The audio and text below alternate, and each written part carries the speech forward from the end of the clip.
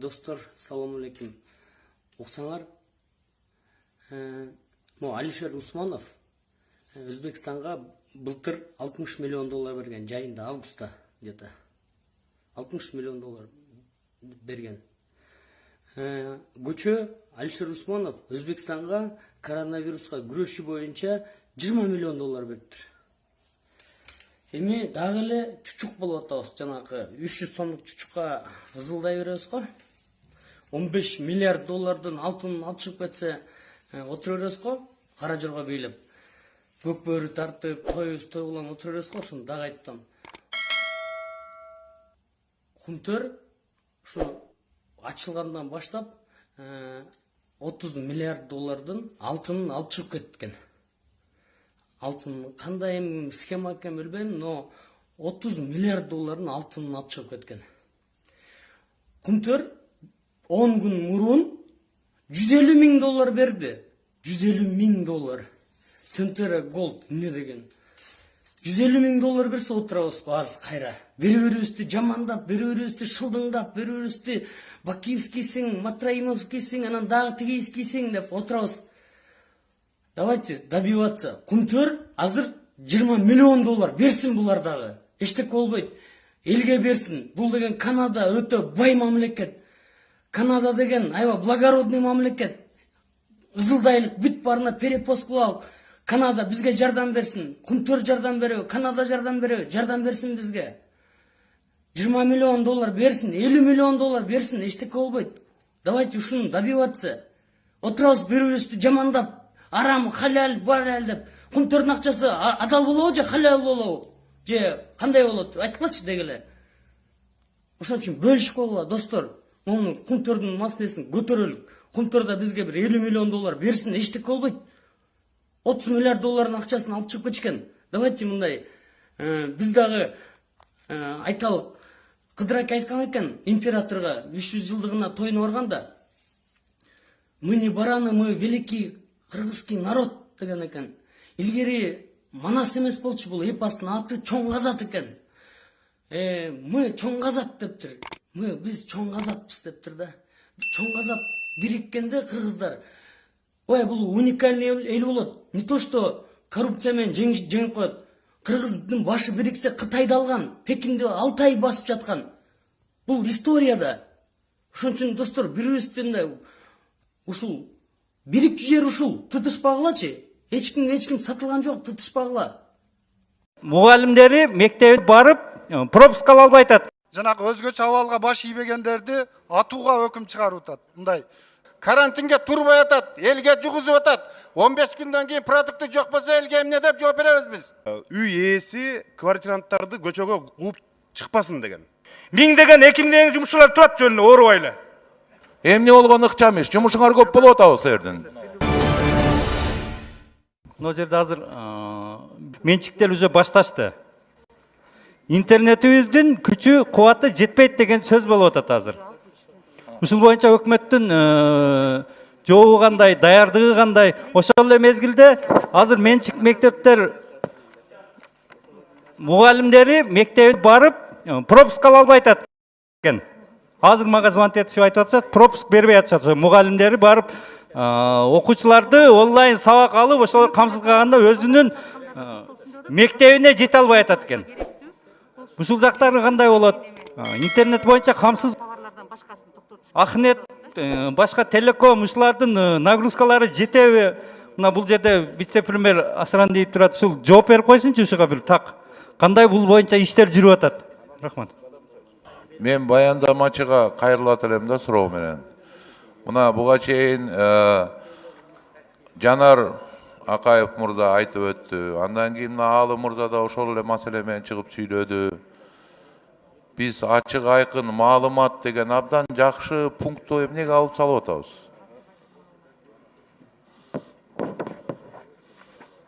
Мен убактымды карап койсоңуз, урматтуу төрага.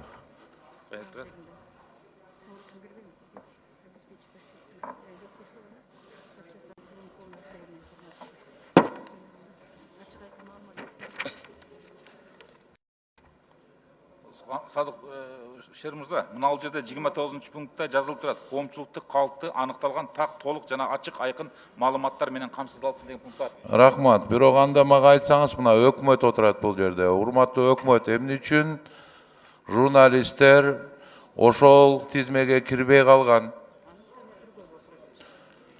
Эмне үчүн бир эле мамлекеттик үчүн мына жеке менчик маалымат кызматтарынын журналисттерине азыр чектөө бар?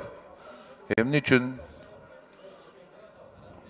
Башынан мындай чечим кабыл алынганда болушунча элдин жүрүш турушун кыскартуу максатында минимум менен ушу уруксат берилген тармактар болгон. Азыр болсо жанагы менчик массалык маалымат каражаттарынын кайрылуусу азыр комендатура менен каралып атат. Жок, эми сиз кандай ойлойсуз? Мисалы BBC дагы менчик маалымат каражаты да, CNN болобу, ABC болобу, аларды токтотпой эле ошол ачык айкын информацияда болгон үчүн биз Кытайда болгонун уктук да. Бүткүл дүйнө жүзү ачык айкын информация болгон үчүн күрөшүп жатат. Эмне үчүн дүйнө жүзүндө болгон практика Кыргызстанда болбош керек? Мага жооп берсеңиз. Азыр каралып атат бул кайрылуу. Комендатурада кайрылуу каралып атат. Силер билесиздерби? Аябагандай кандайдыр бир мурдун балта кеспей турган жака өтүп алдыңар. Бүгүн кээ бир биздин коллегалар жумушка жогорку кеңешке посттордон өткөзбөй коюптур. Жогорку кеңештин депутаттарын урматтуу төрега айланып келишти кээ бирөөлөрү. Силер жогорку кеңештин депутаттарынын укугун тепсендиге салып атасыңар да. Аны карап атабыз деп. Качан карап бүтөсүңөр силер? Эмне болгон ыкчам иш? Жумушуңар көп болуп атабы силердин. Элдин баары үйүндө отурат. Силердин болгон жумушуңар ачык айкын мыкты иштеп беришиңер керек болгону. Ошону да так аткара албай атасыңар. Кичинекей пропуск жаза албай, бүгүн сорго жазып бердиңер. Фамилиясы жок анын дагы. Иштеш керек да. Рахмат. Дастан Арысбекович, урматтуу депутаттар, Эркин мырза, о токтомду карасаңар, бардык жерде услуга, деятельностьтер, торговлер жазылган, бирок өндүрүш жок да, эмнегедир.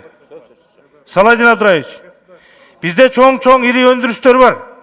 Биз азыр 15 күн, 20 күн же 1 айдан кийин тагдырыбыз кандай эч ким билбейт. Эсибиз туппо баарын токтото берсек, ушундай абал менен. Анда биз эртең соцфонддун абалы кандай болот? Пенсиялар кандай болот? Эртең эле келет бүгүн. Ошон үчүн өкмөткө мен мындай сунуш катары айткым келет да, чоң өндүрүш мына Кумтөр, Иштанберди, Терексай, мына Асалово де келет ат, 11 миллиард суу калды Токтогул кезинде. Азыр эртең эле ОЗУП келет. Кышка дайындык, жазгы, күзгү талалар деп жумуштар келет. Жазгы талалар жумуштар келет. Буларды кантип организовать этип атат өкмөт? Мына токтом токуп берели, болуптур. Запрет кылалы. А мисалы үчүн чоң өндүрүштөргө алардын мүмкүнчүлүгү бар. Өздөрү лаборатория койгонго, карантин кылганга, өзүнүн миңдеген жумушчуларын иштеткенге. Ага эмне үчүн бу жерден келип туруп өкмөт айтпайт? Кандай болот мисалы үчүн? Ошол эле өндүрүш, көмүр. Бүгүн миңдеген жумушчулар туруп калды. Биз баарын тупо токтотуп койдук. Ошолордун баарында кандай механизмдер иштеп атасыңар? Мына кантип алып келесиңер? 15 күн, 1 айдан кийин токтойт баары тең. Биз өздөрүнө карантин кыла тургандай кылып, вактабый метод менен өзүнө кирип иштей тургандай кылып иштетиш керек өндүрүштү. Миңдеген, 2 миңдеген жумушчулар турат жөнүнө оорубай эле. Муну кандай кылабыз? Эртең мисалы үчүн кышында көмүр жок болсо кандай кылабыз? Бул жагын ким ойлоп атат? Чоң ири соодалар, ладно, алардын дагы мына Фрунзе, Глобуско окшогондор өздөрү лаборатория коюп, реактив коюп, текшерип, өздөрүнүн мүмкүнчүлүгүн мүмкүнчүлүгүн бериш керек чектебей.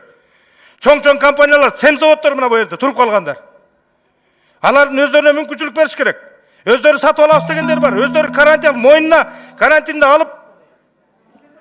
Рахмат. 10 секунд. Ошон үчүн урматтуу депутаттар, бул токтомду давайте мындай жакшы токтом кылып токуп берсек. Кээ эле берип калганда же сунуш кылганда эмес. Бүгүн ушундай кырда. Чоң рахмат.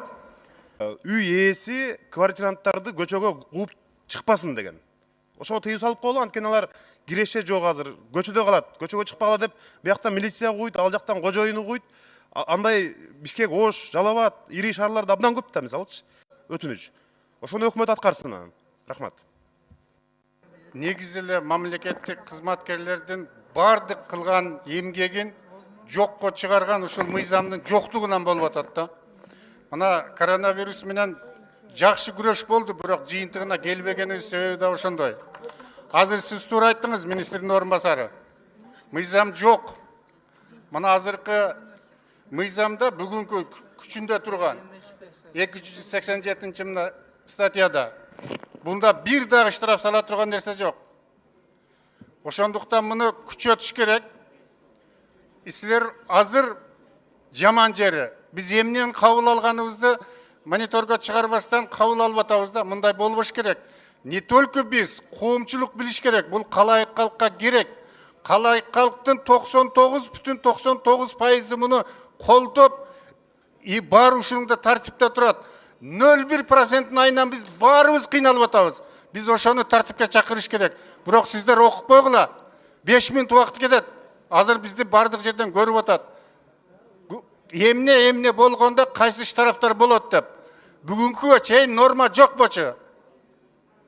Бүгүндөн баштап, мына бүгүн эле кол койдурсак президентке, түндө күчүнө кирсе эртеңден баштап мына штрафтар жүрүш керек. Биз түшүнүп атабыз, бул өтө оор болуп атат.